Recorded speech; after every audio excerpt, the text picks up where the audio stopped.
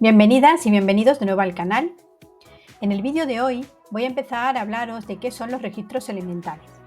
En el vídeo anterior los mencioné y os prometí que dedicaría un vídeo en exclusiva para hablar de este tema, así que hoy vamos a desarrollar este concepto al tiempo que hablamos también sobre concepto de entidad, ya que ambos están íntimamente relacionados. Yo soy Juana Rodríguez y esto es Juana Testigo.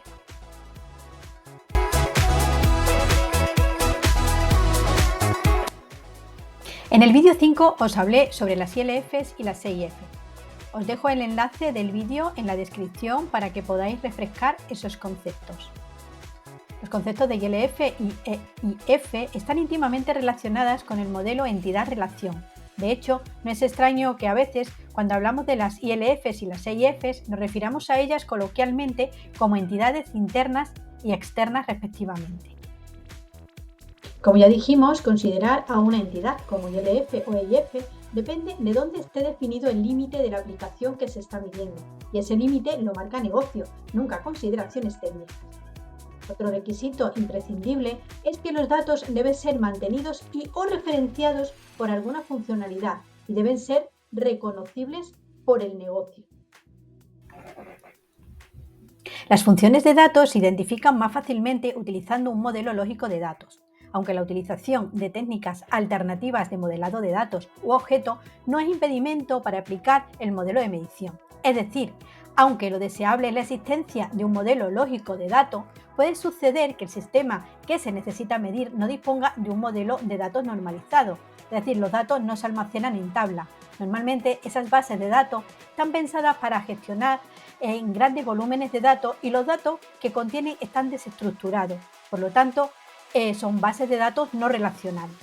Pero esto no es un impedimento para poder aplicar la metodología de medición IFPUG y poder identificar los grupos lógicos. No olvidemos que IFPUG define las ILFs y las EIFs como grupos de datos relacionados lógicamente, por lo tanto es posible, aunque puede entrañar mayor dificultad, identificarlo en esos modelos no normalizados. Por lo tanto, a la hora de identificar las funciones de datos debemos identificar todos los datos o información de control relacionados lógicamente e identificables por el usuario dentro del alcance de la medición. Debemos excluir las entidades que no son mantenidas por ninguna aplicación. Agrupar aquellas entidades relacionadas que son dependientes. Excluir los datos de codificación y las entidades sin datos requeridos por el usuario. Y excluir entidades asociativas que contienen datos no requeridos por el usuario o que solo son claves externas. Como comentaba, lo ideal es disponer de entidades en un modelo de datos normalizados en tercera forma normal. Cuando no se disponga de un modelo de datos, se debe intentar normalizar los datos en la medida de lo posible. Tercera forma normal es el resultado de un proceso de normalización que transforma los grupos de datos de manera que ningún atributo no clave dependa de otro atributo no clave.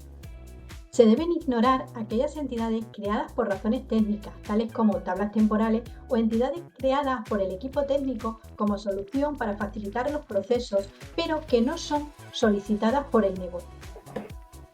Llegados a este punto, estaremos de acuerdo en la importancia que tiene poder identificar correctamente los grupos lógicos que tenemos que medir, ya que el número de ILFs y EIFs y su complejidad es un punto determinante en la contribución al tamaño funcional del software que estamos midiendo. La complejidad viene dada por el número de elementos de tipo dato que contiene, es decir, el número de DETs, y por el número de registros elementales o REDs, es decir, el número de subgrupos de elementos de datos reconocibles por el usuario dentro de la función de datos. Ahora bien, ¿cómo identificamos esos subgrupos de elementos de datos dentro de la función de datos? Podemos establecer tres tipos de registros: entidades asociativas, entidades atributivas y entidades subtipos. Las entidades asociativas contienen atributos que describen una relación muchos a muchos entre dos entidades. Las entidades atributivas describen una o más características de otro tipo de entidad. Y las entidades subtipos se pueden definir como una subdivisión del tipo de entidad que hereda todos los atributos y relaciones de su entidad padre y pueden adicionalmente tener atributos y relaciones únicas. La manera de identificar si estos tipos de entidades constituyen un registro elemental o no en el software que estamos midiendo es comprobar si se dan alguna de las siguientes circunstancias. Para las entidades asociativas, si se trata de una intersección entre dos entidades que contienen solamente la clave de cada entidad, no se mide ni como registro elemental ni como fichero lógico.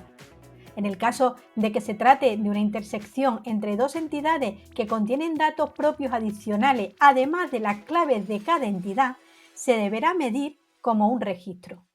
Por último, si se trata de una intersección entre dos entidades y una regla de negocio requiere que la información almacenada en ellas se conserve de forma independiente a la contenida en las entidades de origen, debemos medirla como un fichero lógico diferente.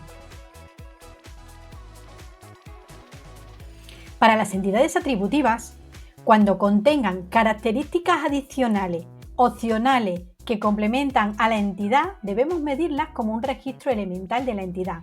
En este caso, se sumará un registro elemental en la medición más los DETs no repetidos para obtener la complejidad del fichero lógico. Si contiene características adicionales obligatorias que complementan a la entidad, no se mide como un registro elemental. En este caso, se contarán los datos elementales no repetidos para obtener la complejidad del fichero lógico. Como resumen, las entidades atributivas en ningún caso podrán considerarse ficheros lógicos independientes. Por último, tenemos las entidades subtipos. No existen datos comunes que son relevantes para todos los elementos y son obligatorios y que además se heredan. En este caso, se sumará un registro elemental en la medición para cada subgrupo de este tipo, más los datos elementales no repetidos para obtener la complejidad del fichero lógico. Cuando exista un único atributo opcional, no da lugar a un registro elemental diferente desde la perspectiva del usuario. En este caso, se debe mirar el modelo de datos cuidadosamente. En caso de duda, preguntar al usuario por la intención de separar los subtipos.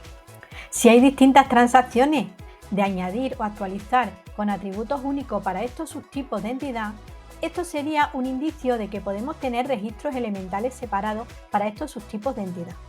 Por tanto, en este caso, depende de las reglas de negocio y/o el punto de vista del usuario para determinar si estos subtipos son relevantes para el usuario y si deberían considerarse como un red dentro del fichero lógico. Como he comentado, el tamaño funcional de la función de datos viene establecida por el número de DETs y de red que contenga. Del mismo modo, el tamaño funcional del software que se está midiendo depende del número de ILFs y de EIFs, tanto por la aportación que dicha ILF o EIF hacen al tamaño debido a su complejidad, como por la contribución de las mismas en forma de FTRs dentro de las funciones transaccionales. Por lo tanto, es de suma importancia tenerlas bien identificadas. En el próximo vídeo hablaré de cómo se determina numéricamente el tamaño de las funciones y expondré algunos ejemplos sencillos. Recordad que podéis dejarme vuestros comentarios, suscribiros si aún no lo habéis hecho y dadme un like si os ha resultado interesante el contenido del canal. Muchas gracias por estar ahí y nos vemos en el siguiente vídeo.